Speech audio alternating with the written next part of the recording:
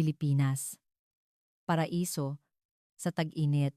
Ang mga Pilipino kumakain ng kumukulong bulalo sa gitna ng tanghaling tapat na may 38°C na init at pagkatapos ay sasabihing, ang sarap sa pakiramdam, ang ginahawa, isang grupo ng mga primitibong tao hindi ba? Ganyan ang nasa isip ni Sarah Johnson, isang premyadong producer at direktor mula sa CNN, habang pasakay siya ng eroplano patungong Pilipinas. Ngunit pagtapak pa lang niya sa Ninoy Aquino International Airport, biglang nagbago ang kanyang ekspresyon. Tayo pala ang mga primitibo, bulong niya sa sarili. Pagkauwi niya, ang dokumentaryong kanyang ginawa ay yumanig sa buong Amerika.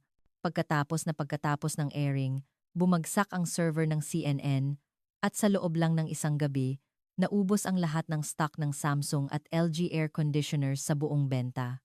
Ano nga ba ang nakakagimbal na katotohanang nasaksihan niya sa Pilipinas? Heto na, magsisimula na ang kuwento ng tag-init na nagdulot ng malawakang pagkasindak sa Amerika. Ako si Sarah Johnson, isang documentary director sa CNN.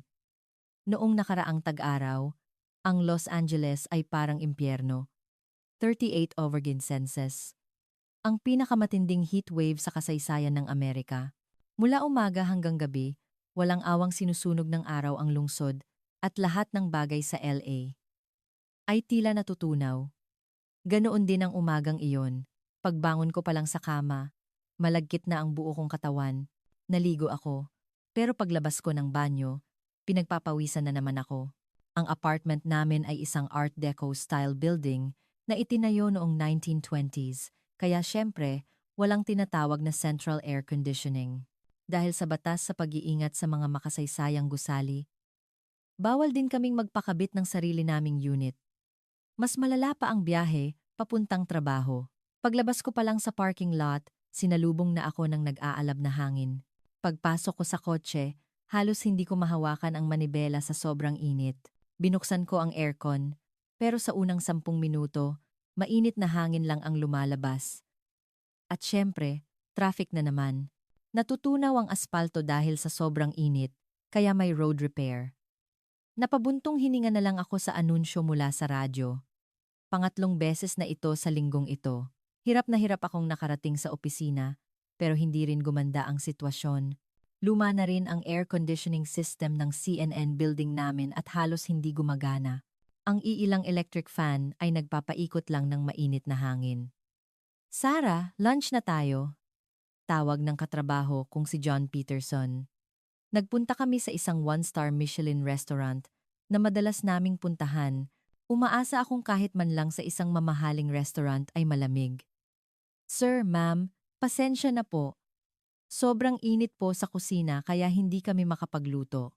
Humihingi ng paumanhin ang waiter habang pinupunasan ang kanyang pawis. Aniya, hinimatay daw sa heat stroke ang head chef at isinugod sa ospital. Isa sa mga pinakamagagandang restaurant sa Amerika, hindi makapagluto. Ito ang realidad ng food culture ng Amerika. Sa huli, isang malamig at basang sandwich lang ang kinain namin sa isang convenience store sa malapit. Malabsak ang tinapay, walang lasa. Kung magpapatuloy ito, babagsak ang L. Sabi ni John. Sang-ayon ako. Sagot ko.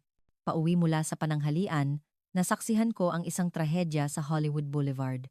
Literal na natutunaw ang aspalto. Bumaon ang takong ng sapatos ko sa malagkit na aspalto. Oh no, may Jimmy Choss. Ang takong ng 1,200 kong sapatos ay tuluyan ng nasira. Pero mas nakakagulat ang eksena malapit sa Griffith Observatory. Nagkalat ang mga turistang hinimatay. Walang tigil ang sirena ng mga ambulansya at nagtatakbuhan ang mga paramedic.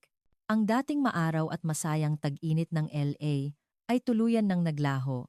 Pagbalik sa opisina, napaupo na lang ako sa harap ng electric fan. Kumalat na ang makeup ko, basang-basa ng pawis ang damit ko. Ito ba ang lungsod ng isang first world country? Bulong ko sa sarili. Sakto namang may isang online article na nakakuha ng pansin ko. Asyano, patuloy na. Kumakain ng maiinit na pagkain sa gitna ng matinding init. Isang pamahiin na walang siyentipikong basehan. Hindi ko mapigilang matawa. Ha, napaka-primitive. Kumain ng mainit sa mainit na panahon. Malinaw na napag-iwanan na talaga ang Asya, ngunit biglang may pumasok na ideya sa isip ko. Ito na! Perpekto! Para sa susunod na documentary series. Kinabukasan, masigla akong pumasok sa opisina ng editor, kumbinsidong nakahanap ako ng isang blockbuster na paksa. Michael, may nahanap akong sobrang interesante, sabi ko.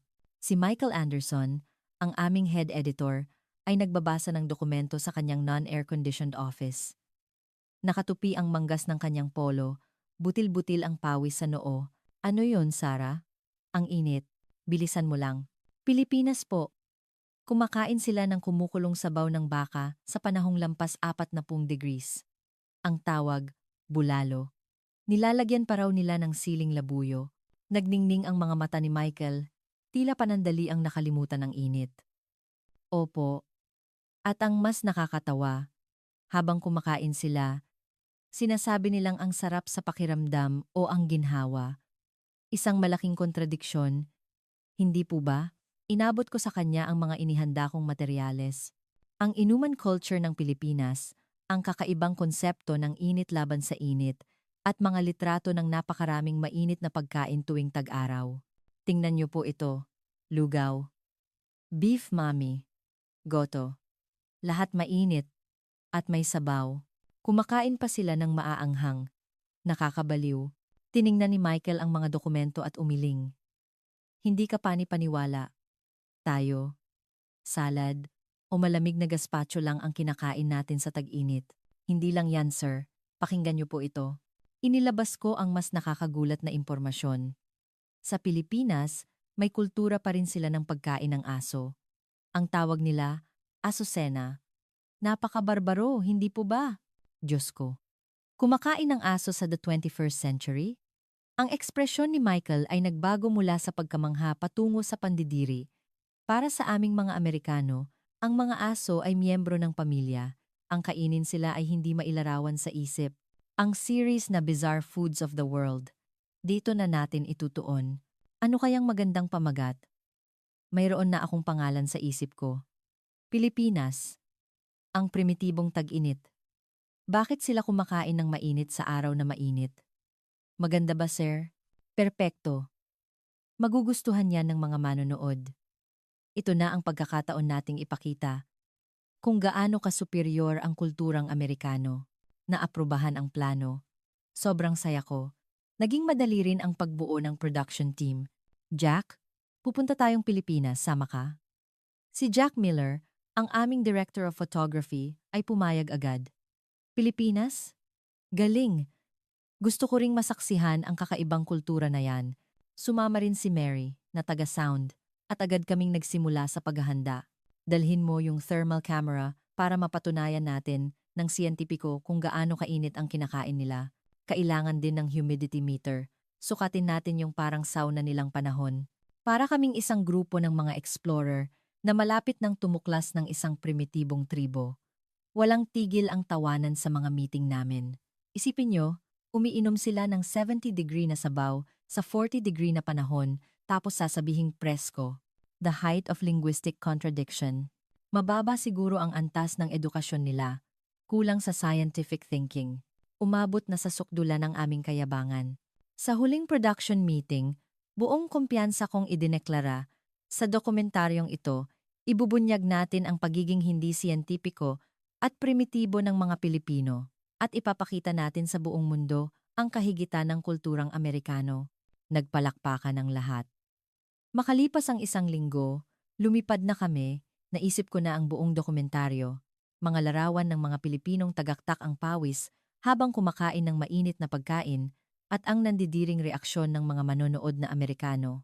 Ang mga Pilipino ang magiging katatawanan natin.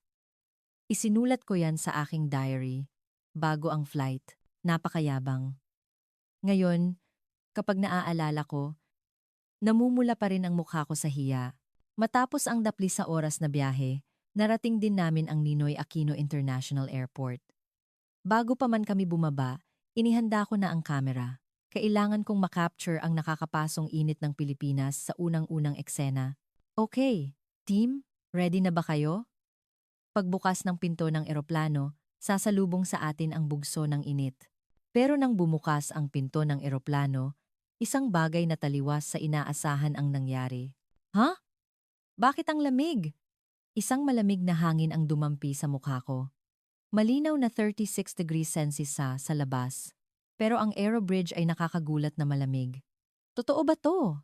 Hindi pa nga tayo nakakapasok sa terminal, nagtatakang sabi ni Jack. Pagpasok namin sa immigration area, lalo kaming namangha. Ang buong higanteng airport ay malamig na parang wine cellar. Tiningnan ko ang thermometer. 22 degrees Celsius ang nakalagay. Imposible. Paano nila name-maintain sa 22 degrees Celsius ang ganito kalaking espasyo? Ang LAX Airport sa Los Angeles ay parang pugon sa tag-init dahil hindi epektibo ang aircon, pero dito, sobrang komportable. Habang naghihintay sa pila sa immigration, pinagmasdan ko ang paligid. Mahaba ang pila, pero walang sinumang mukhang naiinip sa init. May ilan pa ngang nakasuot ng manipis na jacket. Excuse me, kamusta po ang panahon ngayon? Tanong ko sa isang babaeng airport staff na nakapila, ngumiti siya at sumagot. Ay, medyo malamig pa nga po ngayon, ma'am. 36 degrees lang po. 36 degrees, malamig? Hindi ako makapaniwala sa narinig ko. Sa LA, ang 38 degrees ay state of emergency, pero tinatawag nilang malamig ang 36. Opo, kahapon po kasi 38 degrees. Malaki na po ang ibinaba ngayon. Presko nga po eh. Ang sarap, presko. Lito akong napatingin kay Jack. Pareho kami ng ekspresyon. May mali sa plano natin. Bulong ni Mary. Habang papunta sa baggage claim, isa na namang nakakagulat na bagay ang aming natuklasan. Sa buong airport, may mga digital temperature display at lahat ay nagpapakita ng 22 hanggang 23 degrees. Tingnan nyo, mind-manage nila ang temperatura bawat zone. Hindi lang yun, pagtingin sa kisame, pantay-pantay ang pagkakalagay ng mga higanteng aircon vent at tila siyentipikong kinalkula ang direksyon ng hangin. Ibang-iba ito sa inaakala natin. Paglabas sa baggage claim area, muli akong nagulat.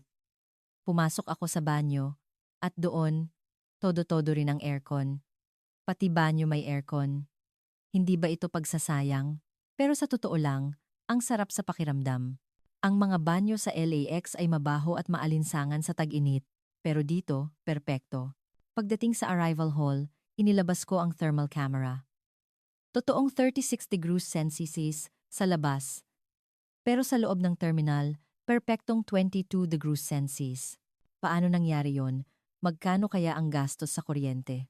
Habang papunta sa istasyon ng tren, patuloy akong nagmasid. Ang mga mukha ng tao ay kalmado. Naglalakad sila nang walang kahit isang butil ng pawis. Tingnan mo, Sarah, turo ni Jack sa isang pamilya.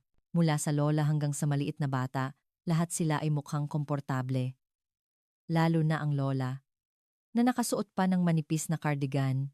Hindi po ba kayo naiinitan, lola? Tanong ko sa Tagalog na pinag-aralan ko. Ngumiti ang matanda at sumagot. Hindi, hija.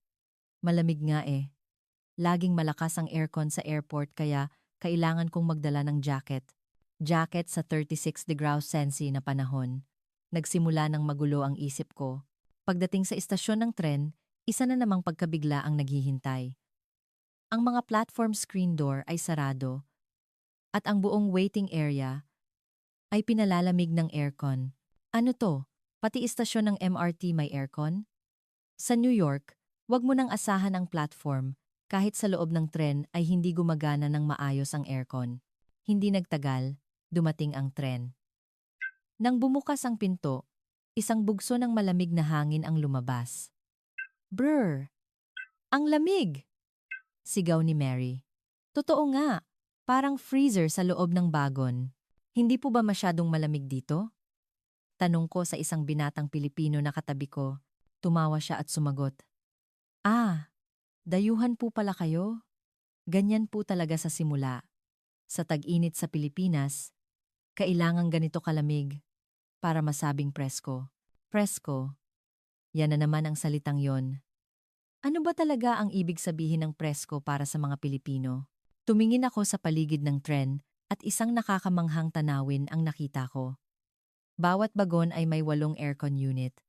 At lahat ay gumagana ng todo. Baliw. Hindi ka pani-paniwala. Nagkatinginan kami ng walang imik. Sira na ang plano natin. Buntong hininga ni Jack. Oo nga. Mukhang hindi naman sila naiinitan, sabi ni Mary. Ang tanawin ng Maynila sa labas ng bintana ay iba rin sa inaasahan. Abalang-abala pa rin ang mga tao sa kalsada. Kung sa L.A. Ito sa ganitong oras, lahat ay nagtatago na sa loob ng bahay. Mayroong isang bagay na seryosong mali. Hindi ko maalis ang masamang kutob. Matapos iwan ang mga gamit sa hotel sa gitna ng Makati, kinabukasan ay opisyal na kaming nagsimulang mag-shoot. Ang una naming destinasyon ay isang sikat na bulaluhan sa Quezon City. Okay, team, ito na ang totoong laban. Ibubunyag natin ang primitibong kultura ng pagkain ng mainit na bulalo sa halos 40-degree na panahon. Tumayo ako sa harap ng kamera para sa opening spiel. Habang inaayos ni Jack ang kamera at tinitingnan ni Mary ang audio, nirepaso ko ang script. Magandang araw, mga manonood.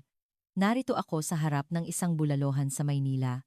Ang temperatura sa labas ay 37 degrees Celsius at ang humidity ay lampas 70%. Isang nakakasukang panahon. Ngunit sa kabila nito, ang mga Pilipino ay kumakain ng kumukulong sabaw ng baka. Makatwiran ba ito? Ating alamin. Ngunit sa sandaling binuksan namin ang pinto ng restaurant, isa na namang awkward na sitwasyon ang sumalubong. May aircon din dito. Perpektong malamig sa loob. Hindi lang malamig, medyo maginaw pa nga. Good morning ma'am, sir.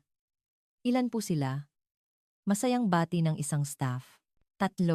Umupo kami sa isang mesa malapit sa bintana. Nakakasilaw ang sikat ng araw sa labas, pero sa loob ay sobrang komportable. Mga dayuhan po pala kayo. Nakatikim na po ba kayo ng bulalo? Hindi pa. Ito ang una naming beses. Ganun po ba? Sige po, gagawin kong espesyal. Medyo nailang ako sa kabaitan ng staff. Nandito kami para pagtawanan sila. Pero ang init ng kanilang pagtanggap.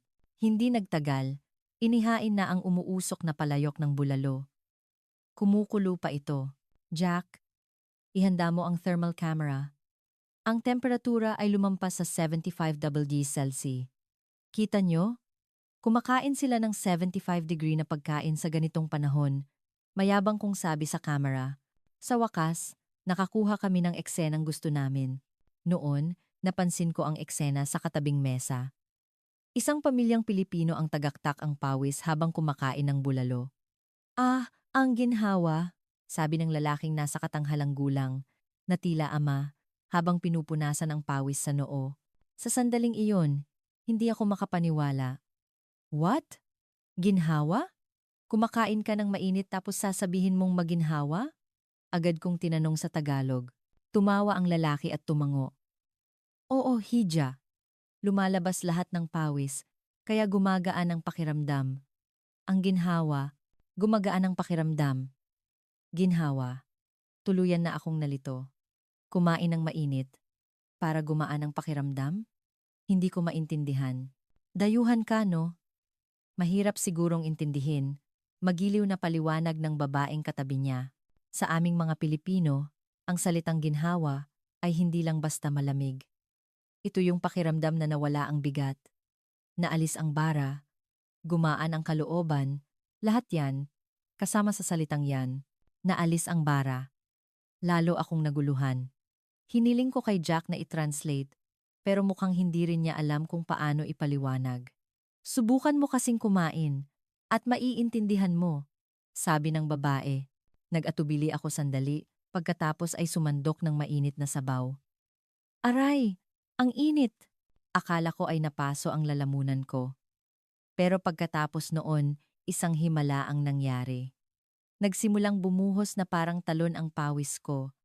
Tumutulo sa noo, leeg, at likod ko. Kita mo? Ginhawa, di ba? Hindi! Lalo akong nainitan!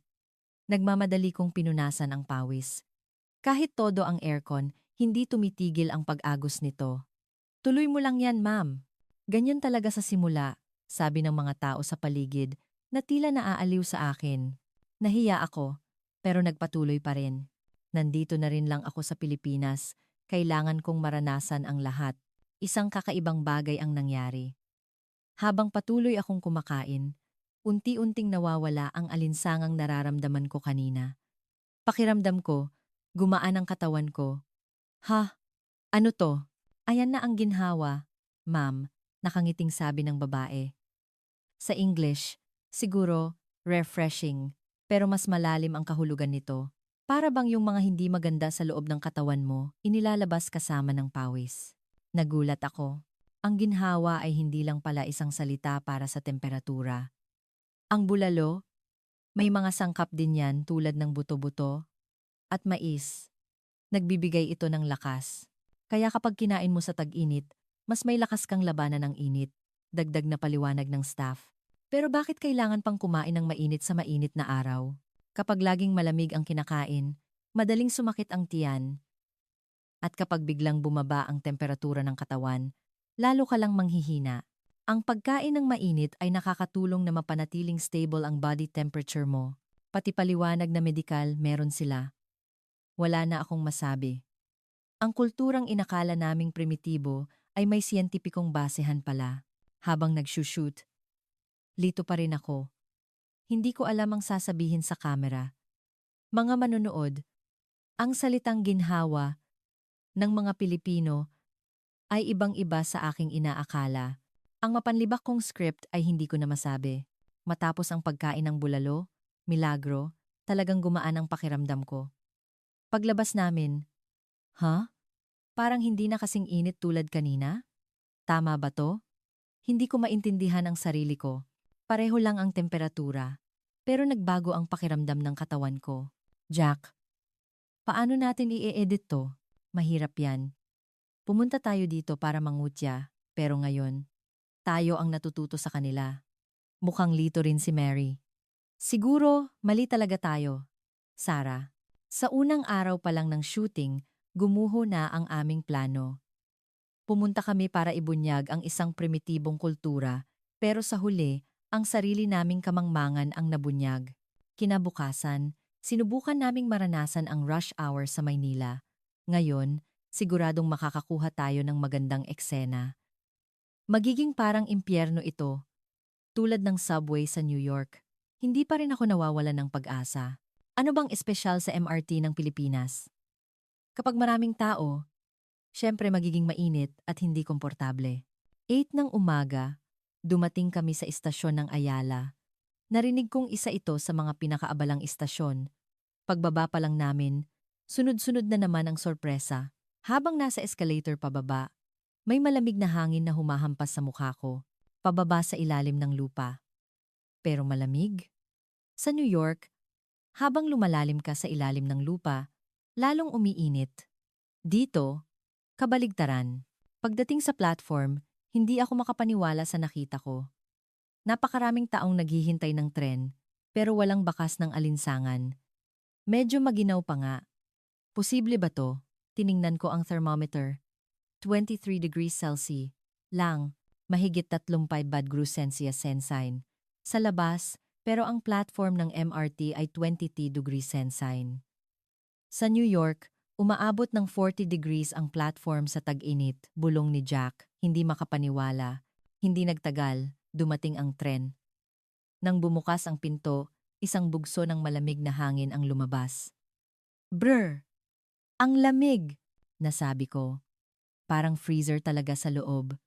Itinulak ako ng mga tao papasok at nahirapan akong makasakay. Pero nakakagulat, walang pakiramdam ng discomfort.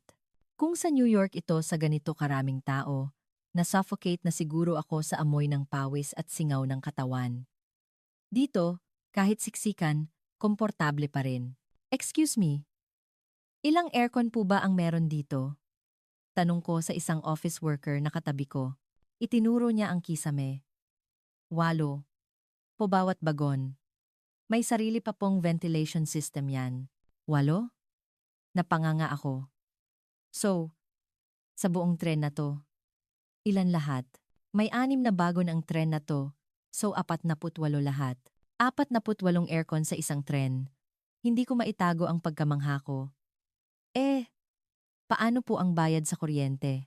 Sagot na po, yan ng gobyerno. Basic right po kasi, yan ng mga mamamayan. Ayan na naman, ang pariralang basic right. Ang aircon ay basic right? Isang konsepto na hindi mailarawan sa isip sa Amerika. Galing po kayong Amerika? Tanong ng office worker. Oo, mula kami sa New York. Ah, nabalitaan ko pong walang aircon ang subway sa New York. Siguro po mahirap kapag tag-init, no? Isang Pilipino ang naaawa sa amin. Saglit na nasaktan ang pride ko. Pero totoo naman, kaya wala akong masabi. Luma na kasi ang subway sa New York. Ang MRT, 3-line po natin ay in-upgrade lang noong 2021 at patuloy pa rin ang pagpapabuti. Wala na akong masabi. Hindi na uubra ang palusot na luma na. Sa bawat hinto ng tren sa istasyon, bumubukas at sumasara ang pinto. Pero nakakagulat, halos hindi nagbabago ang temperatura. Dahil malamig din sa platform, hindi makapasok ang mainit na hangin. Sa New York, sa bawat istasyon, pumapasok ang init kaya lalong umiinit habang tumatagal, buntong hininga ni Mary. Ang mas nakakagulat ay ang itsura ng mga tao. Rush hour, sa isang siksikang tren, pero lahat sila ay maayos at malinis. Walang butil ng pawis, buo pa rin ang makeup. Ito ba ang parehong eksena ng pagpasok sa trabaho? Sa New York, ang pag-commute sa tag-init ay parang giyera. Pagpasok sa subway, tagaktak na ang pawis. Pagdating sa opisina, kailangan munang maghilamos sa banyo. Pero dito, hindi na kailangan. Pagbaba namin sa istasyon ng Shaw Boulevard, isa na namang kamangha-manghang tanawin ang bumungad. Isang underground shopping center na walang katapusan. Mula rito, pwede kayong maglakad sa ilalim ng lupa papunta sa iba't ibang lugar. Maginhawa kapag umuulan o mainit, paliwanag ng aming guide. Mga cosmetic shop, tindahan ng damit, restaurant, coffee shop, lahat ng tindahan ay konektado sa ilalim ng lupa at ang buong espasyo ay perpektong pinalalamig. Isa itong underground city. Hindi ko mapigilang humanga. Ngayon naiintindihan ko na kung bakit aktibo pa rin ang mga Pilipino sa tag-init. Sarah, mali talaga tayo, sabi ni Jack habang ibinababa ang kamera. Ang New York ang napag-iwanan. Kailangan nating aminin. Hindi ko na rin maikakaila. Susubukan ko sanang mag-report sa kamera pero hindi ko masabi ang mga inihanda kong salita. Mga manonood, narito ako sa istasyon ng MRT sa Maynila. Ito ay isang mundong ibang-iba sa New York. Ang mga abalang ating tiniis at tinanggap bilang normal ay hindi umiiral dito. Hindi, sa simula pa lang, walang dahilan para tiisin ang abala. Matapos ang shooting at pag-ahon namin sa ibabaw, napaisip ako ng malalim, bakit hindi natin kayang gawin ito? Dahil ba kulang sa teknolohiya? Kulang sa pera? O dahil lang sa sobrang kampante na natin? Ang pride ng Amerika ay unti-unting gumuho. Nang gabing iyon, habang naglalakad malapit sa hotel, isa na namang pagkabigla ang naranasan ko. Ano yon? 2:00 na ng madaling araw pero bakit ang liwanag? Sa bawat kanto, may mga tindahang bukas at maliwanag. Tiningnan ko ang mga sign, 7-Eleven, Ministop, Alfamart. Lahat ay convenience stores. Dalang 4-hour convenience stores po yan, ma'am. Sa Pilipinas, kahit saan meron, paliwanag ng guide na parang normal lang. Do 4 hours a day? Kahit linggo? Opo, 365 days. Walang pahinga. Nagulat ako. Sa Amerika, may 12 hour convenience stores din, pero hindi ganito karami. Lalo na dahil sa seguridad, maraming nagsasara sa gabi. Kailan nagpapahinga ang mga empleyado? Nakashift po sila. Mas mataas din po ang sahod sa night shift. Dahil sa kuryosidad, pumasok ako sa pinakamalapit na convenience store. Ting!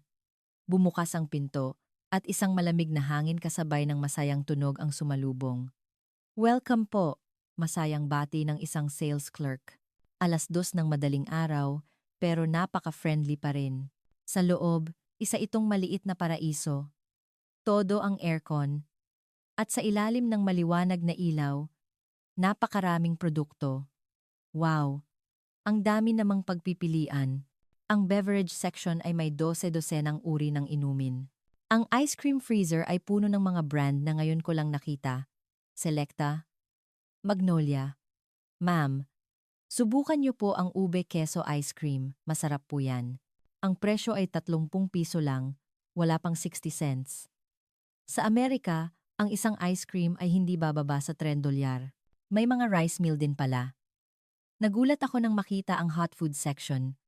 Iba't ibang uri ng siopaw, siomai, at instant noodles. Puwede ko pong initin sa microwave, ma'am. 2:00 ng madaling araw, puwede pa rin kumain ng mainit. Sa New York, imposible to. Kapag nagutom ka sa gabi, tiis o mag-order ng mahal na delivery. Sa likod ng counter, may nakita pa akong mga ATM, photocopy machine, at payment center. Hindi na ito convenience store, isa na itong integrated life service center. Paglabas ko, lalo akong namangha. Wala pang 100 metro, may isa na namang convenience store. Okay lang ba na ganito karami? Ang tindi po ng kompetisyon, kaya po palaging pagandahan ng serbisyo. Naglakad kami sa paligid. Sa loob ng 500 metrong radius, may 12 convenience stores. Hindi ka panipaniwala, sa New York, mahirap maghanap ng bukas na tindahan sa gabi. Ang mas nakakagulat, kahit hating gabi na, hindi na uubos ang mga taong pumapasok. Isang taxi driver na bumibili ng kape, isang office worker na pauwi na bumibili ng beer, isang binatilyong naka-sports attire na bumibili ng energy drink. Kailan ba natutulog ang mga Pilipino? Sabi ni Jack. Noon, may napansin akong sticker sa salamin ng pinto. Pampalamig ng bayan. Ng bayan, doon akalimang kang sa deling ang kumpali ng palinga. Ano po ito? Itinalaga po yan ng lokal na pamahalaan. Kahit sino pong naiinitan, pwedeng pumasok dito para magpalamig kahit hindi po bibili. Naantig ako. Isang commercial establishment na ginagamit para sa kapakanan ng publiko. Kung sa Amerika yan, may nakalagay na for customers only. Mapait na sabi ni Mary. Pumasok kami sa isa pang convenience store ng ibang brand. Pero ang lamig, pareho pa rin. Bawat brand may sariling specialty. Tingnan mo, Sarah. Turo ni Jack sa mga mesa sa labas ng tindahan. May mga plastic na mesa at upuan at may mga taong kumakain ng instant noodles. Pwede silang kumain ng noodles sa convenience store? Opo, libre po ang mainit na tubig. Sunod-sunod na culture shock. Pag-alis sa convenience store, napagtanto kong ang lungsod na ito ay buhay, Bati 54 Talin na Patano. At ang sentro nito ay ang mga maliliit at malamig na oasis na ito. Maling-mali talaga tayo, Sarah, buntong hininga ni Jack. Oo nga, ito ay isang ganap na ibang sibilisasyon. Ang gabi sa New York ay patay, pero ang gabi sa Maynila ay buhay. At ang nagbibigay buhay dito ay ang siksik na network ng mga convenience store na ito. Isang gabi iyon na nagpahiya sa aming kayabangan. Isang weekend, sinabi ng aming local guide na dadalhin niya kami sa isang espesyal na lugar. Ipapakita ko sa inyo kung paano talaga ine-enjoy ng mga Pilipino ang tag-init. Ine-enjoy? Ang init na to. Nag-aalinlangan akong sumunod. Pagdating namin sa SM Mall of Asia Seaside Boulevard, hindi ako makapaniwala. 7 ng gabi, mahigit 35 degrees Celsius pa rin ang temperatura, pero libu-libong tao ang nagtitipon sa tabi ng dagat. Baliw. Baliw silang lahat. Naglatag sila ng mga banig, may nagtayo pa ng tent, at may nagdala pa ng sariling mesa at upuan. Lahat sila ay kumakain sa labas, at masayang nagkukuwentuhan. Ito po ang tambay culture, ma'am. Uupo lang, mag-iinuman, at kakain ng pulutan, paliwanag ng guide. Sa ganitong init, kakain sa labas? Bakit hindi sa loob ng bahay na may aircon? May hangin po kasi mula sa dagat, presko po. At ine-enjoy po nila ang atmosphere. Presko. Yan na naman. Pero ngayon, medyo naiintindihan ko na. Subukan po natin, sabi ng guide. Naghanap siya ng bakanting pwesto at naglatag ng banig. Paano tayo kukuha ng pagkain dito? Mag-order lang po tayo ng delivery. Nagde-deliver hanggang dito sa tabi ng dagat? Siyempre po, ma'am. Sa Pilipinas, kahit saan nagde-deliver. Kinuha ng guide ang kanyang cellphone at binuksan ang isang food delivery app. Dose-dose ng restaurant ang lumabas. Inihaw na pusit, crispy pata, sinigang. Ano po ang gusto nyo? Wala akong alam diyan. Sige po, ako na ang order ng mga sikat. Makalipas ang 30 minuto, isang rider na nakamotorsiklo ang dumating at iniabot sa amin ang mga pagkaing mainit pa. Posible ba to? Hindi ko mapigilang mamangha. Malamig na beer mula sa convenience store at mainit na pulutan. Sa lohika, isang kakaibang kombinasyon. Pero nang tikman ko, oh my God! Ano to? Ang kombinasyon ng maanghang na inihaw na pusit at malamig na beer ay perpekto. Masarap po, di ba? Ito po ang tag-init ng Pilipinas. Tumingin ako sa paligid. Lahat ay mukhang masaya. Nagtatakbuhan ang mga bata. Nagde-date ang mga magkasintahan. Nagkukuwentuhan ang mga pamilya. Kami sa Amerika, kapag mainit, nasa loob lang ng bahay. Sabi ko, tumawa ang guide. Hindi po ba lalong nakakabagot yon? Ang mga Pilipino, hindi nila tinatakasan ang init. Ine-enjoy nila ito. Enjoy in ang init. Isang nakakagulat na ideya. Umiihip ang hangin mula sa dagat. Kakaiba, pero talagang presko. Hindi. Tama. Maginhawa. Oh, ano na? Naiintindihan mo na ba ang ibig sabihin ng ginhawa? Tanong ng isang pamilyang Pilipino na nakaupo sa katabing banig. Opo, medyo naiintindihan ko na po. Nang sumagot ako sa Tagalog, nagpalakpakan sila. Ayan, Pilipino ka na. Kitang-kita, nakikipag-inuman ka na. Nagtawanan ang lahat, tumawa na rin ako. Sa unang pagkakataon, naramdaman kong kabilang ako sa kanila. Kung susuriin, perpekto ang infrastruktura dito. May mga pampublikong banyo, may nagpaparenta ng mga banig at tent, malapit din ang mga convenience store at coffee shop, kaya anumang oras ay pwedeng magpalamig. Pinamamahalaan po yan ng siyudad para maging komportable ang mga tao. Pati mga basurahang may segregation ay nakakalat, kaya nananatiling malinis ang lugar. Habang dumidilim, lalong dumarami ang tao. Dito na po magsisimula ang saya, sabi ng guide. Binuksan ang mga decorative lights at nagsimula ang isang fountain at light show. Naghiyawan ang mga tao habang pinapanood ang mga haligi ng tubig na sumasayaw sa saliw ng musika. Libre po ba to? Opo, gabi-gabi po yan. Nantik ako. Isang libreng palabas para sa mga mamamayan. Mahigit 10 na ng gabi, pero wala pa ring balak umuwi ang mga tao. Sa katunayan, lalo pa silang nagsasaya. Siguro po hanggang madaling araw yan sila dyan. Habang lumalalim ang gabi, lalong lumalamig. Totoo ngang presko ang hangin sa gabi. Hindi. Ngayon naiintindihan ko na ang kahulugan ng salitang ginhawa. Sarah, sa tingin mo, makakagawa ba tayo ng ganitong kultura sa New York? Tanong ni Jack. Well, siguro kailangan muna nating linisin ang Hudson River, sagot ko.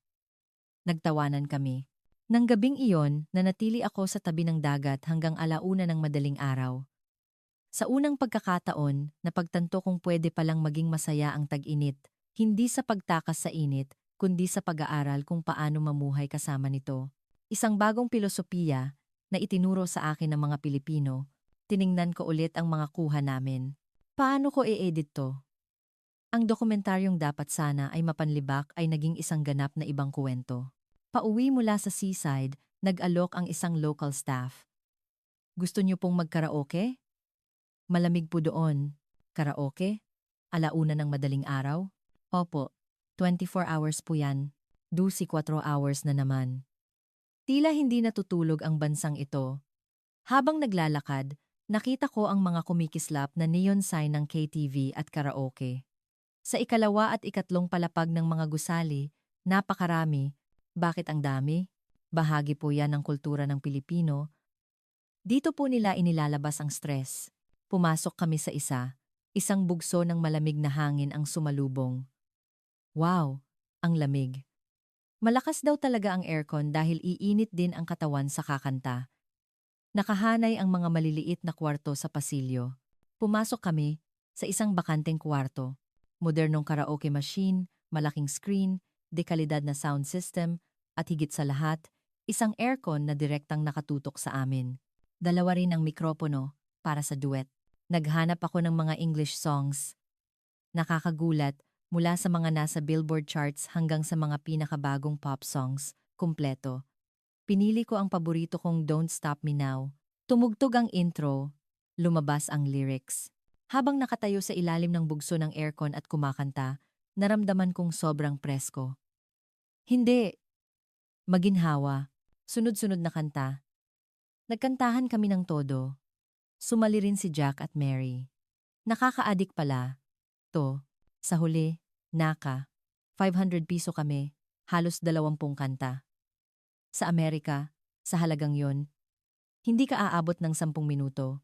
Paglabas, nakita kong marami pang ibang entertainment facilities. Computer shops, manga cafes, DVD rooms. Lahat W4 hours, lahat may aircon. Dito po nagtatago sa init ang mga Pilipino, kaya po maunlad ang room culture. Ngayon ko lang naintindihan, ang karaoke ay hindi lang isang lugar para magsaya, nagsisilbi rin itong cooling center ng lungsod. Pero bakit walang ganito sa Amerika? Tanong ko. Nag-isip sandali ang guide. Siguro po, dahil sa pagkakaiba ng kultura. Sa Amerika, mahalaga ang personal privacy. Sa Pilipinas, malakas ang kultura ng sama-samang pagsasaya. Tama, gusto naming mapag-isa, kaya tinitiis namin ang init ng mag-isa. Pag-alis sa karaoke bar, naisip ko, pumunta ako dito para mangutya pero sa huli, humanga pa ako. Kinabukasan, nagpasya kaming bumisita sa isang ordinaryong pamilya, Pamilya Nignang, Maria Reyes, na ipinakilala ng aming local coordinator. Isang pamilya na may 4 na miyembro, nakatira sa isang ordinaryong kondominium sa Bonifacio Global City. Tuloy po kayo. Ang init sa labas, no? Lakasan ko pa po ang aircon. Pagbukas pa lang ng pinto, isang malamig na hangin ang sumalubong sa akin. Hindi na po kailangan. Sapat na po ang lamig. Medyo maginaw pa nga. Dinala kami sa sala, kung saan may isang malaking split-type aircon na tahimik na gumagana. Wow, ang laki. Malaki po kasi ang sala, kaya malaki rin ang ipinakabit ko. Halos buong araw pong bukas yan sa tag-init. Tumingin ako sa paligid. Maayos at moderno ang mga gamit. Ha? May aircon din sa kusina? Ay, opo. Mainit po kasing magluto, kaya nagpakabit ako ng hiwalay. Maliit lang, pero hindi po mabubuhay ng wala yan. Hiwalay na aircon sa kusina, hindi ito mailarawan sa isip sa Amerika. Pwede po ba naming makita ang itsura ng bahay nyo? Siyempre. Hali kayo. Ipinasyal kami ni Geng Reyes. Una, ang master's bedroom. May aircon din dito? Ah, ah, ah, ah, ah, ah. Opo. Kailangan sa pagtulog. Sa mga gabing maalinsangan, hindi ka makakatulog nang walang aircon. Sumunod, ang kwarto ng 2 anak niya, 12 at 10 taong gulang. May sarili ring aircon ang bawat kwarto. May sarili rin po ang mga bata. Siyempre naman. Kailangang matulog nang mahimbing ang mga bata para lumaki ng maayos. Kapag naiinitan, hindi sila makatulog ng diretsyo, hindi tatangkad. Sunod, ang home office. May maliit ding aircon doon. Madalas pong magtrabaho sa bahay ang asawa ko, kaya nagpakabit din kami. At sa huli, ang nakapagpagulat sa akin ay ang walk-in closet. Dito, maliit na electric fan lang po. Para lang hindi mamasa, binilang ko sa aking mga daliri. Lahat-lahat? Ilang aircon po ang meron sa inyo? Sala, kusina, master's bedroom, 2 kwarto ng bata. Home office, 6 po. Ay, oo nga pala, may maliit pa sa laundry area. 7 po lahat. 7? Halos mapasigaw ako. Ang bahay ko sa LA ay 100 taong gulang. Huwag mo nang hanapin ang aircon. Kahit electric fan, ay wala akong maayos. Paano po ang bayad sa kuryente? Medyo malaki po sa tag-init, mga 5,000 hanggang 6,000 piso. mga 100 hanggang 125. Kung ikukumpara sa L, A, hindi ito mahal. 7 aircon, ganyan lang ang gastos? Hindi po ba mahal? Mas mahalaga po ang kalusugan. At saka, inverter type na po ang mga aircon ngayon, kaya hindi na gaanong malakas sa kuryente. Ipinakita sa akin ni Gineng, Reyes ang remote. Ito po yung AI mode. Nararamdaman niya kung nasaan ang tao para doon itutok ang hangin at automatic na ina-adjust ang temperatura. Sa gabi, sleep mode naman, mas tahimik at mas matipid sa kuryente. AI sa aircon? Sunod-sunod ang pagkabigla ko. Sa Amerika, bihira pa ang mechanical aircon. Dito, artificial intelligence na. At tingnan niyo po. Kinuha ni Gnang, Reyes ang kanyang cellphone. Puwede pong kontrolin sa app. Bago umuwi ng bahay, bubuksan ko na para pagdating ko, malamig na. Puwede pong kontrolin kahit wala sa bahay? Opo. Connected po sa Wi-Fi. Ito ay teknolohiya ng hinaharap. Sa Amerika, iniisip naming isang luho ang aircon. Luho po ang aircon? Sa tag-init, isa po yung basic necessity. Kapag walang aircon ang isang bahay, walang uupa dyan. Ang tiyak na sagot niya ay nag-iwan sa akin na walang masabi. Paano po kapag taglamig? Tinatanggal niyo po ang aircon? Hindi po. Ang mga aircon ngayon, may heating function na rin. Buong taon pong ginagamit. Pati heating. 7 aircon na kayang gawin ng pareho. Talagang hindi mabubuhay ang mga Pilipino nang walang aircon, no? Siyempre naman. Sino pa ba ang nabubuhay ng walang aircon ngayon? Kahit sa mga apartment for rent, standard na po ang may aircon.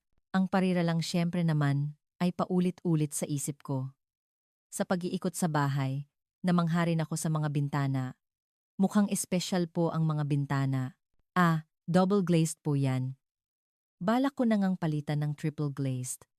Kapag maganda ang insulation, mas epektibo ang aircon. Lahat ay dinisenyo para sa energy efficiency. Paano po sa banyo? Sa banyo po, sapat na ang exhaust fan. Pagkatapos maligo, hihigupin lang ang moisture. Napaka-praktikal, ginagamit nila kung saan kailangan, sa antas na kailangan. Pag alis namin, sinabi ni Gineng, Reyes. Sa Amerika po, malamig. Kaya mas mahalaga ang heating. Kami naman, mainit, kaya mas mahalaga ang cooling. Natural lang po yun. Tama. Kung paanong itinuturing naming normal ang heating, ganoon din nila itinuturing na normal ang cooling. Paglabas ko, isa na akong ganap na ibang tao. Jack, siguro, tayo talaga ang mga primitibo. Mukha nga. Nabubuhay sa 21st century na walang aircon, tinitiis ang parang pugo na init. Mary, anong sa tingin mo? Ayoko nang bumalik sa L. A. Nagtawanan kaming lahat. Pero isang mapait na tawa, nakakahiya ang aming mga sarili. Na pumunta para mangutya pero sa huli ay humanga. Ika-7 araw ng shooting, sinabi ng production team na naghanda sila ng isang espesyal na pananghalian. Ngayon, ipapakita ko sa inyo ang isang tunay na nakakagulat na pagkain sa tag-init ng Pilipinas. May mas nakakagulat pa ba sa bulalo? Meron po. Liempo. Liempo? Kakaiba ang pangalan. Inakala kong nagbibiro lang sila. Pumasok kami sa isang sikat na kainan ng liempo sa Makati. Siyempre, todo ang aircon. Hindi na ako nagulat. 50 liempo with rice. Habang naghihintay, napansin ko ang katabing mesa. Ano yon? Sa plato, isang malaking inihaw na liempo na may mga sunog na parte. Sa tabi, may kanin at isang sausawan ng toyo, kalamansi at sili. Yan po ang liempo, ma'am. Pinakasikat na pananghalian sa tag-init. Parang American barbecue? Hindi po, ibang-iba. At ang sausawan, napaka-espesyal. Hindi nagtagal, dumating na ang order namin. Paano to kainin? Isang piraso ng liempo na halos kasing laki ng plato, amoy na amoy ang bango. Isasaw niyo po sa toyo mansi, tapos kainin kasama ng kanin. Pwede niyong gamitin ang kutsara at tinidor para hiwain. Gamitin ang kutsara para maghiwa? Hindi ko naintindihan. Pero sinunod ko. Sa Pilipinas, ginagamit ang gilid ng kutsara Para maghiwa ng pagkain? Opo, mas madali po. Napaka-praktikal. Kung sa Amerika, magrereklamo ang mga tao na sinisira ang tradisyon. Maingat kong tinikman. Ano to? Ang tamis ng karne, ang alat ng toyo, ang asim ng kalamansi, ang anghang ng sili lahat ay perpektong naghalo. Malambot ang liempo, mabango. Oh my God, this is good. Kahit mainit ang ulam, dahil may kasamang atsara, at malamig na pipino, hindi ito nakakaumay. Sa katunayan, lalo akong ginanahan at napuno ng enerhiya. Nakakagana po. 'Di ba ma'am? Isa na namang pilosopiya. Ang pagkain ay hindi lang pampabusog, pampalakas din. Kumain ako ng kumain. Nasaan yung kutsara? Tanong ko. Ngayon, kusa ko nang ginamit ang kutsara para hiwain ang liempo. Isang kilos na ilang minuto lang ang nakalipas ay kakaiba para sa akin. May mga street food din sa Amerika pero hindi kasing ganda at kasing sarap nito. Ito ay parang isang obra maestra. Ibang-iba. Ang street food ng Amerika ay simple, pero ang liempo ay isang kumpletong ulam na may harmonya ng iba't ibang sangkap. Ang liempo po, dati. Pagkain lang yan ng mga ordinaryong manggagawa, paliwanag ng guide, pero unti-unti, sumikat at nagustuhan ng lahat. Ang kultura ay laging nagbabago, umaangkop at nag-evolve. Pagkatapos kumain, talagang gumaan ang pakiramdam ko. Ang init sa labas ay tila hindi na problema. Ngayon, naiintindihan ko na kung bakit mahal na mahal ng mga Pilipino ang mga pagkaing ito. Ayan, Pilipino ka na po, nakangiting sabi ng staff. Pag-alis sa kainan, naisip ko kung gaano ako nabilanggo sa aking mga prejudice. Ang prejudice na ang mainit na pagkain ay masama sa tag-init. Ang katigasan ng ulo na panatilihin lang ang tradisyon. Ang pagiging sarado sa pagtanggap ng mga bagong bagay. Sinira ng Pilipinas ang lahat ng iyon. May liempo place kaya sa L. A? Tanong ni Jack. Sana meron. O kaya, magtayo tayo. Kahit biro lang, seryoso ko itong pinag-isipan. Kapag natikman ito ng mga Amerikano, siguradong magugustuhan nila. Matapos ang lahat ng shooting sa Maynila at pagbalik sa hotel, nahulog ako sa isang malalim na krisis. Jack, malaki ang problema natin. Bakit? Pumunta tayo dito para mangutya. Pero ngayon, puro paghanga na lang ang nararamdaman natin. Binuksan ko ang laptop at pinanood ulit ang mga kuha namin. Ang debate tungkol sa salitang ginhawa sa bulaluhan. Ang perpektong cooling system ng MRT. Ang mga 24-hour convenience stores. Ang tambay culture sa tabi ng dagat. Ang ordinaryong apartment na may 7 aircon. Paano ko gagawin ang isang dokumentaryo na may pamagat na Pilipinas, ang primitibong tag-init gamit ang mga eksenang ito? Napabuntong hininga rin si Jack. Maging tapat ka, Sarah. Hindi kaya tayo ang mga primitibo? Nabubuhay sa the 21st century na walang aircon, tinitiis ang parang pugon na init. Tama. Habang pinapanood ulit ang mga footage, lalong luminaw ang lahat. Ang eksena kung saan kumakain ako ng bulalo at nasabing ang ginhawa. Ang gulat kong mukha habang kumakain ng liempo. Ang naantig kong mga mata sa perpeksyon ng mga convenience store. Tunay ang mga ekspresyon mo, Sarah. Hindi natin pwedeng i-edit ng may kasinungalingan, sabi ni Mary. Pero anong sasabihin ni Michael? Pumunta tayo para i-shoot ang primitibong tag-init ng Pilipinas.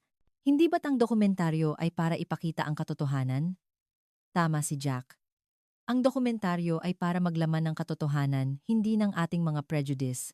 Nag-isip ako buong gabi. 3:00 ng madaling araw, nagpasya ako. Papalitan ko ang pamagat. Gagawin mong ano? Pagkatapos ng ilang sandali, isang pangalan ang pumasok sa isip ko. Pilipinas. Paraiso. Sa tag-init. Nababaliw ka na ba? Kabaligtaran yan. Pero yan ang totoo. Sinimulan kong i-edit ang pelikula, hindi na may pananaw ng pangungutya, kundi may paghanga. Hindi na may pagpuna, kundi may pagnanais na matuto. Isinulat ko ulit ang buong narration. Pumunta ako sa Pilipinas para kutyain ang kanilang kultura sa tag-init na inakala kong primitibo. Pero ang natuklasan ko ay isang sibilisasyon na mas nauuna pa sa atin. Ang pagkain ng mainit sa mainit na araw, primitibo ba? Hindi. Ito ay agham na hinubog ng libu-libong taon ng karunungan. Ang ginhawa ay hindi lang basta temperatura. Ang mga Pilipino ay may konsepto na wala tayo. Habang nag-edit, umiyak ako. Bakit ka umiiyak? Hindi ko alam. Nahihiya ako, nagsisisi, at nagpapasalamat. Gaano ko minamaliit ang mga Pilipino. Gaano ako nag-ilusyon sa kahigitan ng aming kultura. At gaano karami ang itinuro sa akin ng Pilipinas. Lahat ay naging malinaw. Ang huling eksena ay ako na nakaupo sa tabi ng dagat sa Maynila, sumisigaw ng, "Ang ginhawa." Ngayon, alam ko na kung ano ang ginhawa, at alam ko na kung bakit ang Pilipinas ay isang paraiso sa tag-init. Nang matapos ang final cut, tahimik kaming tatlo. Ito ba ang pelikula natin? Ang dokumentaryong mapanlibak ay naging dokumentaryong pumupuri. Hindi. Ito ang tunay na dokumentaryo. Sinisira nito ang prejudice at ipinapakita ang katotohanan. Yan ang trabaho natin. Tama. Yan ang trabaho natin. Magagalit si Michael. Kung ganon, ipakita natin sa kanya. Pagkatapos niyang panoorin, maiintindihan niya. Kinopya ko ang file sa isang USB. Pilipinas. Paraiso sa tag-init. Hindi na isang bagay na pagtatawanan, kundi isang bansang dapat matutunan. Pagbalik sa LA, kinabukasan, nanginginig akong pumasok sa opisina ni Michael. Sarah, nakabalik ka na pala. Kamusta ang Pilipinas? Nakakatuwa ba ang pangungutya? Tanong niya, puno ng pag-asa. Michael, panoorin mo muna ito. Bakit mo pinalitan ng pamagat? Pilipinas, paraiso sa tag-init? Ano to? Maiintindihan mo pagkatapos mong panoorin. I-play ko ang final cut. Ang nakakunot noong mukha ni Michael ay unti-unting nagbago. Sa eksena ng MRT, napanganga siya. Sa eksena ng pitong aircon, napatayo siya sa upuan. Lahat ba ito totoo? Opo. Personal ko pong naranasan. Nang matapos ang pelikula, matagal na natahimik si Michael. Sarah, maling-mali tayo. Pasensya na po. Pumunta ako doon para mangutya. Pero, hindi. Magaling ang ginawa mo. Ito ang tunay na dokumentaryo. Ipinapakita ang katotohanan. Tumingin si Michael sa labas ng bintana. Ang ay parang pugon pa rin. I-air mo yan ng ganyan. Kailangang mapanood ito ng Amerika para malaman nila kung gaano na tayo napag-iwanan. Talaga po? Oo. Sa katunayan, mas malaking issue pa ang lilikhain nito. Isang araw bago ang airing, inilabas ang trailer. Nakakagulat. Paraiso sa tag-init. Natuklasan ng CNN director sa Pilipinas. Nag-viral sa social media. Paraiso ang Pilipinas? 7 aircon? Imposible. Sa araw ng airing, kinakabahan ako. Tatanggapin kaya ito ng mga Amerikano? 8 ng gabi, nagsimula ang programa. Pinanood ko kasama ang pamilya ko. Talaga bang ganyan kalamig sa Pilipinas? Tanong ng nanay ko, hindi makapaniwala. Pagkatapos ng programa, sunod-sunod na tumunog ang telepono ko. Sarah, napanood ko. Ang galing. Sabihin mo sa akin paano pumunta sa Pilipinas. Totoo ba yung 7 aircon? Bumagsak ang website ng CNN dahil sa sobrang dami ng traffic. Sa Twitter, naging one trending topic sa Amerika ang Philippine Summer Paradise. Ang pinaka-pinag-usapan ay ang kahulugan ng salitang ginhawa.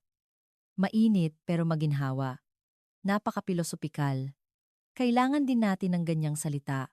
Mag-aral na tayo ng Tagalog. Kinabukasan, lahat ng malalaking pahayagan sa Amerika ay nag-ulat tungkol sa aking dokumentaryo. New York Times. Matuto mula sa Pilipinas kung paano mabuhay sa init. Washington Post. Ang bansa ng aircon. Bakit hindi natin kaya? USA Today. Karunungan ng Asya at kayabangan ng Amerika. Pumasok na rin sa eksena ang mga politiko. Napanood niyo ba ang kaso ng Pilipinas? Kailangan din nating magbago. Problema ang budget? Hindi ba't prioridad ang kalusugan ng mga mamamayan?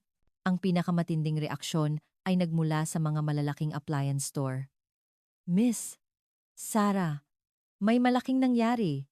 Tawag sa akin ng manager ng Best Buy. Ano po yon? Naubos po lahat ng aircon na gawa sa Pilipinas o ng mga brand na sikat doon. Sa loob lang ng isang gabi. Ano po?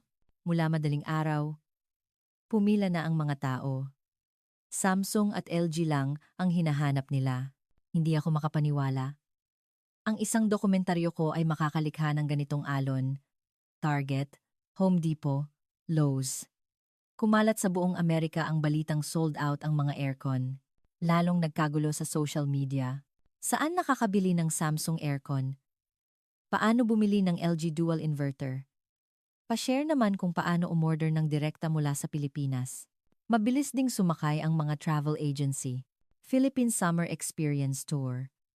Isang linggo sa malamig na paraiso ng Maynila, ang bansa ng inuman at liempo. Bigla na lang lumitaw ang mga ganitong tour package at agad na naubos. Nalito ako. Pumunta ako para mangutya, pero naging ambassador pa ako ng Pilipinas. Nang gabing iyon, Sarah, nakita mo na ba ang ratings? Pinakamataas sa kasaysayan ng CNN. Michael, salamat po. Dahil yan sa'yo, ipinakita mo ang katotohanan. Dahil doon, namulat din ang Amerika. 2 araw matapos ang airing, ang LA ay naging isang battlefield. Nakakabaliw. 4:00 pa lang ng umaga, pumila na ako, pero hindi pa rin nakabili. Sigaw ng isang lalaki sa harap ng Best Buy. Pumunta ako sa lugar para mag-ulat. Seryoso ang sitwasyon. 30 taon na akong nagtatrabaho dito. Ngayon ko lang nakita ito, sabi ng manager. Pagkatapos ng dokumentaryong yon, nagwala ang lahat. Ang stock namin para sa 1 taon, naubos sa 2 araw. Pagpasok, walang laman ang aircon section. Ayaw nilang bumili ng ibang brand. Pinipilit nilang hanapin ang mga brand na sikat sa Pilipinas. Mas malala pa sa online. I-search mo ang air conditioner sa Amazon, lahat out of stock. Umaabot sa daan-daang libo ang notify me when available requests. Nagsulputan na parang kabute ang mga direct buy from the Philippines groups. Mga tutorial kung paano mag-order sa Lazada. Kahit kasama ang shipping fee, mas mura pa rin kaysa sa Amerika. 1 linggo pagkatapos, kumilos na ang mga kumpanya. Nagpasya ang Samsung Electronics USA na mag-air freight ng mga stocks. Pinatakbo rin ng LG ang kanilang pabrika sa Mexico ng 2457. Nagulat din ang mga pahayagan sa Pilipinas. Dokumentaryo ng Amerikano. Nagdulot ng aircon wave. Hindi lang sa Amerika, kundi pati sa Canada at Mexico, nag-unahan ang mga tao sa pagbili. Nagkaroon pa ng terminong Sarah Johnson Syndrome. Komplikado ang nararamdaman ko. Hindi ko intensyon na mangyari ito, pero napakainit ng pagtanggap ng mga tao. Salamat kay Sarah, sa unang pagkakataon, magkakaroon ako ng malamig na tag-init.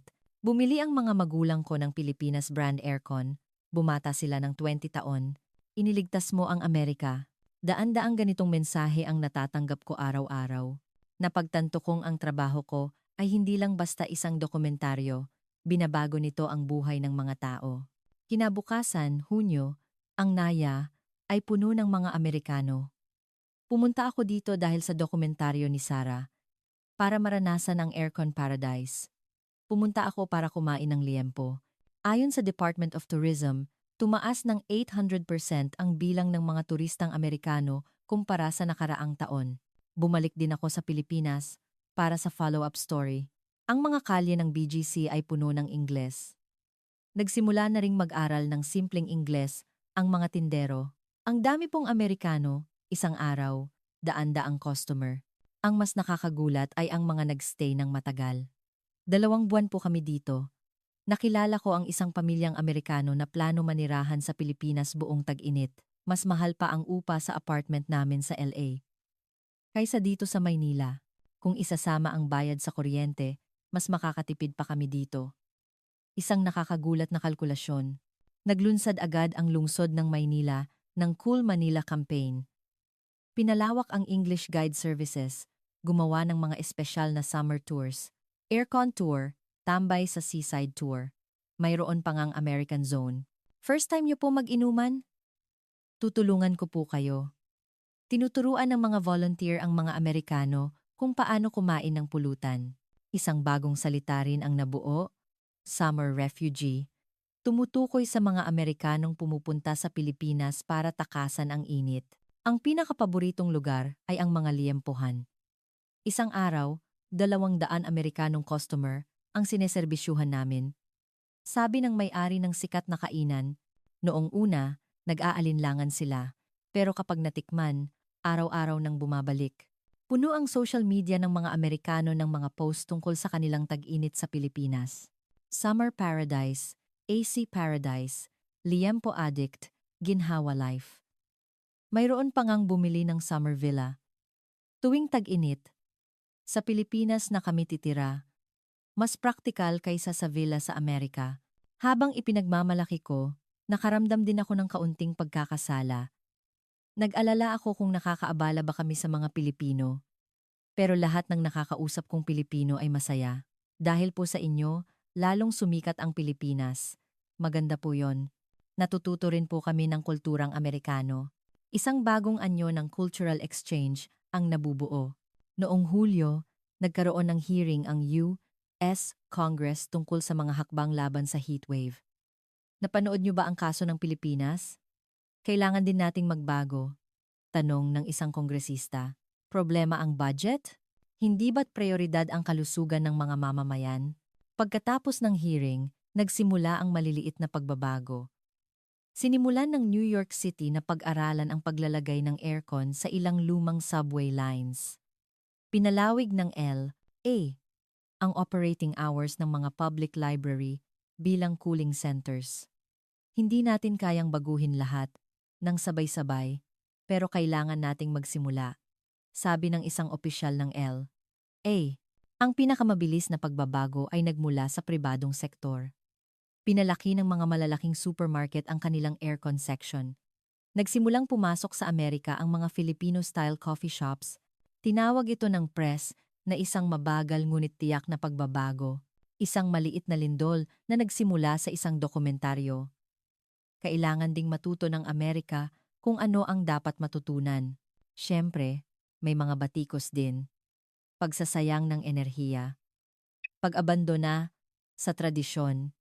Pero lalong lumakas ang boses na humihingi ng pagbabago, lalo na mula sa mga kabataan. Bakit tayo lang ang kailangang magtiis sa init? Maging praktikal tayo. Nagsimula rin ang isang online petition. Maglagay ng aircon sa New York subway. Gawing obligado ang pagpapalamig sa mga pampublikong gusali. Daan-daang libo ang pumirma. Ang mga negosyong Pilipino ay sinamantala rin ang pagkakataon. Nagde-develop kami ng mga produkto na angkop sa American market. Pinanood ko ang lahat ng pagbabagong ito ng may komplikadong damdamin. Ang butong itinanim ko ay ganito tumubo? Isang butterfly effect na nilikha ng isang maliit na dokumentaryo. Hindi magbabago ang Amerika sa isang iglap, pero nagsimula na ang pagbabago. Nang sumunod na tag-init, bumalik ako sa Pilipinas ng mag-isa. Hindi para magtrabaho, kundi para sa isang tunay na bakasyon. Ay, hello ma'am. Kayo po yung taga-CNN na pumunta dito last year, di ba? Nakilala ako ng may-ari ng bulalohan. Opo. Naaalala niyo pa po ako? Siyempre naman. Dahil po sa inyo, dumami ang mga Amerikanong customer namin. Tahimik akong kumain ng bulalo ng mag-isa. Sumandok ng mainit na sabaw. Nagulat din ako sa natural na paglabas ng Tagalog sa aking bibig. Talagang maginhawa. Ang ginhawa na may malalim na kahulugan. Pagkatapos kumain, naglakad-lakad ako sa sentro. Sa gitna ng mga lumang gusaling estilong Espanyol, may mga modernong outdoor unit ng aircon. Ang pagsasama ng tradisyon at modernidad. Hindi tinalikuran ng Pilipinas ang tradisyon. Pero praktikal na tinanggap ang pagbabago. Iyon siguro, ang lakas ng bansang ito. Pumasok ako sa isang tsaahan, sa isang lumang distrito. Isang malamig na iced tea po. Sige, hija. Maganda yan. Pampalamig, magiliw na paliwanag ng matandang may-ari. Sa labas ng bintana, abala pa rin ang mga tao. Mga taong namumuhay kasama ang init. Ang tanawin na noong isang taon ay hindi ko maintindihan. Ngayon ay napakanatural na. Pagsapit ng gabi, mag-isa akong pumunta sa MOA Seaside. Bumili ng isang lata ng beer at isang siopaw sa convenience store at umupo sa damuhan. Mag-isa ka lang, Hija? Tanong ng isang pamilyang Pilipino na katabi ko. Opo. Gusto ko po ang Pilipinas kaya bumalik po ako. Ay, ang galing mong magtagalog. Inalok nila ako ng kanilang chicharon. Kain tayo. Hija, hindi masarap kumain ng mag-isa. Naramdaman ko ang init at sinseridad. Ito rin siguro ay bahagi ng ginhawa ng Pilipinas. Ang ginhawa na nagbubukas ng puso. Nang gabing iyon, pauwi sa hotel, naisip ko, malaki na talaga ang ipinagbago ko. Mula sa isang mayabang na CNN director, naging isang taong nagmamahal sa Pilipinas. Ang pinakamagandang pagbabago sa buhay ko. Pagbalik sa LA, sinimulan ko ang maliliit na pagbabago. Una, nagpakabit ako ng aircon sa bahay. Gusto ko po yung brand na sikat sa Pilipinas. Tumawa ang staff. Magandang pagpili. Mabenta po yan ngayon. Naglagay din ako ng personal fan sa opisina at iminungkahi sa kumpanya na palakasin ang aircon. Sarah, nagbago ka na talaga simula nang umuwi ka galing Pilipinas, biro ng mga katrabaho. Pero may ilan na seryosong sumang-ayon. Sa totoo lang, naiinitan din ako. Samantalahin na natin to. Sa tanghalian, sinadya kong maghanap ng mga Vietnamese restaurant na may magandang aircon, isang bagong bukas na pho restaurant sa Koreatown. Isang order po ng pho. Ngayon, bihasa na akong umorder. Habang kumakain ng mainit na sabaw, naalala ko ang nakaraang tag-init. Gaano ako kamangmang noon. Sa weekend, inimbitahan ko ang mga kaibigan ko sa bahay para sa isang inuman party. Ano to? Beer at sisig? Filipino style? Bagay pala. Noong una, nag-aalangan sila, pero hindi nagtagal. Nagsimula na silang mag-enjoy. Wow! Ang sarap! Henyo talaga ang mga Pilipino. Sinimulan ko ring ipakilala ang kulturang Pilipino sa social media. Tagalog word of the day, ginhawa. It's not just cool. It has a deeper meaning. Ang reaksyon ng mga followers ko ay napakainit. Kuwento ka pa. Gusto kong pumunta sa Pilipinas. Nagplano rin ang CNN ng isang follow-up program. Ang aking summer culture series. Sarah, ikaw ang magiging executive director, alok ni Michael. Ngayon, isang programa na nagpapakilala sa karunungan ng iba't ibang bansa nang may bukas na isip. Walang prejudice. Personal, patuloy akong nag-aral ng Tagalog, magandang umaga, presko ang panahon ngayon. Pinuri ako ng aking online Tagalog teacher. Gumagaling na ang pronunciation mo, 1 taon na ang nakalipas. Balak kong kutyain ang wika ng isang bansa. Ngayon, minamahal ko na ito. Hindi mo talaga masasabi ang takbo ng buhay. Sa gabi, madalas akong mag-video call sa mga kaibigan kong Pilipino. Ate Sara, kailan ka babalik? Malapit na. Sigurado sa tag-init na ito, ang pagkakaibigan namin ay isa ring malaking regalo sa buhay ko. Mainit pa rin ang tag-init sa LA. Pero ngayon, kaya ko nang tiisin. May aircon, may sisig, at higit sa lahat, naiintindihan ko na ang konsepto ng ginhawa. 1 taon matapos i-air ang dokumentaryo, isang magazine ang humiling ng interview. Ano po ang mga pagbabago pagkatapos ng dokumentaryo? Sa tanong ng reporter, nag-isip ako sandali, lahat ay nagbago. Lalo na ako, pwede po bang mas maging partikular? Napakayabang ko. Inakala kong ang kulturang Amerikano ang pinakamahusay at ang ibang bansa ay napag-iwanan. Lalo na ang mga bansang Asyano, nahihiyaman, sinabi ko ito ng tapat. Binago ng Pilipinas ang pananaw kong, yon, ang mga abalang ating tinatanggap bilang normal, ay hindi pala dapat. Ang konsepto ng ginhawa ay napaka-impresibo, di ba? Opo. Hindi lang ito isang simpleng salita. Isa itong pilosopiya sa buhay. Ipinapahayag nito ang estado ng kaluluwa, hindi lang ang temperatura. Habang ini-interview, marami na naman akong natutunan. Habang isinasalita ko ang aking karanasan, lalong luminaw ang lahat. Nagbabago na po ba ang Amerika? Mabagal. Pero tiyak na nagbabago. Lalo na sa mga kabataan. May pinagsisisihan po ba kayo? Nagpapasalamat po ako. Dahil sa dokumentaryong iyon na dapat sana ay mapanlibak, nakita ko ang isang mas malawak na mundo. Nang matapos ang interview, tinanong ng reporter, babalik pa po ba kayo sa Pilipinas? Siyempre, sa tag-init na ito, pupunta rin ako. Para na itong pangalawang tahanan ko. Nang gabing iyon, pinanood ko ulit ang mga footage noong nakaraang taon. Ang litong mukha ko pagdating sa NAIA. Ang gulat kong ekspresyon habang kumakain ng bulalo. Ang masayang eksena sa tabi ng dagat. Malaki na nga ang ipinagbago ko. Ang pinakamalaking pagbabago ay naging mas mapagkumbaba ako. Napagtanto kong napakarami pang dapat matutunan sa mundong ito. Nakahiga sa kama, naisip ko, sa susunod na tag-init, ano na naman kaya ang matututunan ko? Nakatulog ako ng may pananabik sa puso. Dito nagtatapos ang kuwento ng karanasan sa tag-init sa Pilipinas ni CNN Director Sarah Johnson. Ang kanyang kuwento, isang taong pumunta para mangutya, ngunit sa huli ay natuto ay nagpakita sa atin ng maraming bagay. Minsan, ang mga bagay na itinuturing nating normal ay isang kamanghamanghang tuklas para sa iba. Kung nagustuhan ninyo ang kuwentong ito, i-share ang video na ito para maipakilala sa mundo ang kahangahangang kultura ng tag-init ng Pilipinas. Huwag kalimutang mag-subscribe at mag-like. Hanggang sa susunod na mga kwento, magkaroon sana kayo ng isang maginhawang tag-init